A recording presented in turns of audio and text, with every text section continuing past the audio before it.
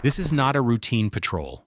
What the Pentagon has assembled off the coast of Iran as of February 20th, 2026, is the single largest concentration of American air power in the Middle East since the 2003 invasion of Iraq. Two nuclear-powered carrier strike groups are now converging on the Arabian Sea and surrounding waters, and every serious military analyst in Washington is watching where the B-2s are parked. The USS Gerald R. Ford's position was briefly visible February 18th on open-source maritime tracking, placing it roughly 175 miles off the northwest coast of Africa, on a direct heading through the Strait of Gibraltar and into the Mediterranean. That timeline puts her in striking position within days. The USS Abraham Lincoln Carrier Strike Group is already operating in the Arabian Sea off the coast of Oman, positioning U.S. naval power within direct striking distance of Iran.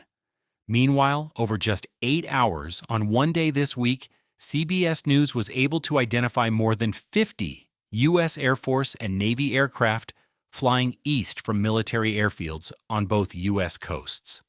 Refueling tankers, transport planes, and surveillance aircraft disappearing from radar near the Jordan-Saudi Arabia border. This isn't a deployment. This is a war posture. The flagship USS Gerald R. Ford CVN-78, the most dangerous ship ever built. What she is. The USS Gerald R. Ford displaces approximately 100,000 tons fully loaded, stretches 1,092 feet in length, and is powered by two A-1B nuclear reactors that provide a 25% increase in energy generation compared to the Nimitz class. She requires a crew of approximately 2,600 ship personnel plus 1,800 air wing personnel, and can exceed 30 knots. She is not just bigger than her predecessors, she is fundamentally different. Over 23 new technologies were integrated into her design, making her the most capable warship ever commissioned by any nation. The Air Wing, CVW-8. The Ford is currently deployed with Carrier Air Wing 8, CVW-8, fielding approximately 75 aircraft across 9 squadrons.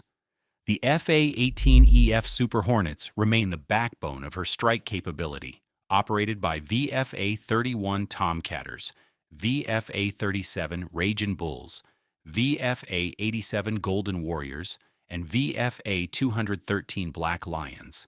Supporting the strike element is the EA-18G Growler, operated by VAQ-142 Grey Wolves, providing advanced electronic attack, radar suppression, and spectrum dominance. Then there's the crown jewel, the integration of the F-35C, which adds a new dimension of capability, stealth, intelligence fusion, and deep strike potential unmatched by any other Navy. The F-35C carries almost 10 tons of internal fuel, has a range exceeding 1,200 nautical miles, and can reach speeds of Mach 1.6 even with a full internal weapon load. In beast mode, it can carry more than 10 tons of combined internal and external weapons. Iran's air defense network, as hardened as it is, has never faced anything like it. The revolutionary launch system. The Ford replaced traditional steam catapults with emails.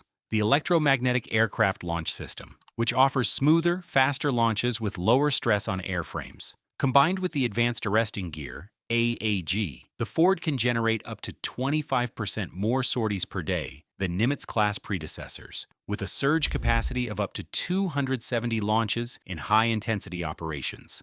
In wartime terms, that means the Ford can sustain a higher operational tempo than any carrier in history, launching waves of aircraft before Iran's command structure can respond effectively. The second carrier, USS Abraham Lincoln, CVN-72. Already on station. The USS Abraham Lincoln is a nuclear-powered Nimitz-class carrier capable of speeds exceeding 56 kilometers per hour. She operates with Carrier Air Wing 9, which includes F-35Cs, F/A-18E, and F Super Hornets, EA-18G Growlers, and E-2D Hawkeyes, as well as MH-60R and MH-60S helicopters. Her strike group includes Arleigh Burke-class destroyers USS Frank E. Peterson Jr., USS Spruance, and USS Michael Murphy, each equipped to launch Tomahawk cruise missiles and providing ballistic missile defense. The Lincoln has already been tested in this environment. On February 3, 2026, a Marine Corps F-35C from Marine Fighter Attack Squadron 314 shot down an Iranian Shahed 139 drone after it approached the Abraham Lincoln. The guns are not just for show. They've already been fired in anger. The Escort fleet, the strike group's teeth. The carriers don't fight alone. Each strike group brings a constellation of guided missile destroyers and cruisers that form a layered defense and offensive punch of their own. The Arleigh Burke-class destroyers accompanying these groups are among the most capable surface combatants ever built. Each carries the Vertical Launch System, VLS, capable of holding 90 to 96 missiles in various configurations, a mix of Tomahawk land attack cruise missiles with ranges exceeding 1,000 miles, SM-2 and SM-6 air defense missiles capable of engaging ballistic threats, and ASROC anti-submarine rockets. A single destroyer carries enough Tomahawks to conduct a serious first strike campaign against Iranian air defense infrastructure. The U.S. Navy also has multiple guided missile destroyers in the region, equipped with advanced air defense and ballistic missile interception systems. Multi-role vessels that can carry and launch Tomahawk cruise missiles capable of striking land targets deep inside Iran, alongside their anti-submarine and fleet defense missions. The air power surge beyond the carriers. The naval buildup is only part of the picture. According to open-source intelligence analysts and military flight tracking data, the U.S. appears to have deployed more than 120 aircraft to the region within just the past few days. Critically, F-22s and F-35s previously escorted B-2 stealth bombers during Operation Midnight Hammer, the U.S. military strikes on Iranian nuclear sites Trump ordered in June 2025 during the 12-day conflict between Iran and Israel. The B-2S are the variable every analyst is tracking. A B-2 Spirit carrying bunker buster GBU-57 massive ordnance penetrators is the only non-nuclear weapon capable of reaching deeply buried Iranian nuclear facilities. As retired Marine Colonel Mark Kansian noted, watch any movement by B-2s. That would indicate a possible replay of Midnight Hammer. The strategic hub of Diego Garcia in the Indian Ocean is also under scrutiny, precisely because it can host those B-2s within striking range. Trump's very public pressure on the UK not to sign a long-term lease arrangement there is, in military terms, a signal about operational access. The historical significance of this deployment. If the Ford Carrier Strike Group remains deployed after April 15th, it will have broken the 294-day post-Vietnam War record for carrier deployments set by USS Abraham Lincoln in 2020. The crew has been at sea since June 2025, redirected from Europe to the Caribbean for the Venezuela operation, and now straight into a potential confrontation with Iran. Several officers are saying they are preparing for weeks-long operations against Iran. The current American Air Force buildup is the largest Air Force presence in the Middle East since the 2003 invasion of Iraq. Iran's counter position. Tehran is not sitting idle. Iran announced and began joint naval exercises with Russia in the Sea of Oman and northern Indian Ocean, intended to enhance maritime cooperation and signal deterrence amid rising U.S. pressure.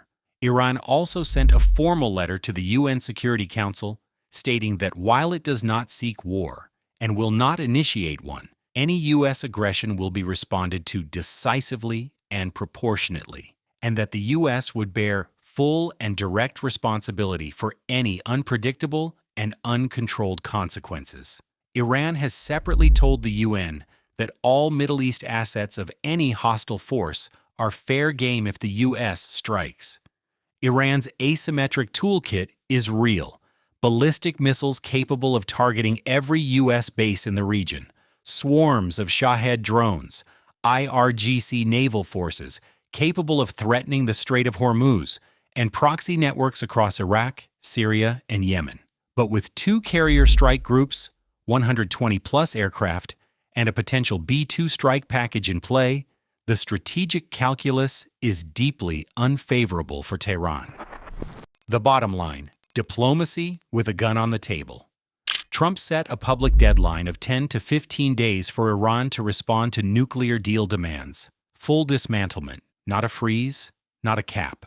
Trump told Axios, either we will make a deal or we will have to do something very tough like last time, explicitly referencing last summer's strikes on 3 Iranian nuclear facilities. Retired Marine Colonel Mark Kansian assessed, if there are strikes, I would expect long-range missile attacks against security forces such as the IRGC. Strikes against nuclear facilities are also possible, but missiles like Tomahawk can only damage above-ground facilities. Buried, hardened sites require the B-2 and its bunker busters, which is why where those aircraft are parked matters enormously in the coming days. The Armada is in position, the deadline is ticking, and the USS Gerald R. Ford, the most powerful warship humanity has ever built, is threading the Strait of Gibraltar as we speak.